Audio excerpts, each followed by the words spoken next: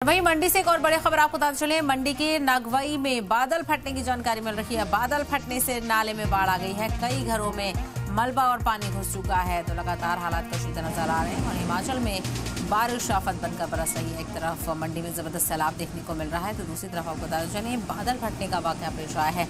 तो मंडी के नगवई में बादल फटा है। बादल फटने से नाले में जबरदस्त बाढ़ देखने को मिली। कई घरों में पानी घुस चुका है और लोगों को खासा परेशानी का सामना करना पड़ रहा है। तो मंडी के नगवई से बड़ी खबर आपको बताते चलें, जहां पर बादल फटने के बाद शदीद तबाही देखने को मिल रही है। बादल फटने के चलते नाले में बाढ़ आ गई है और कई घरों में पानी और मलबा घुस गया है, जिसकी तस्वीरें आप सीधे तौर पर देख सकते हैं।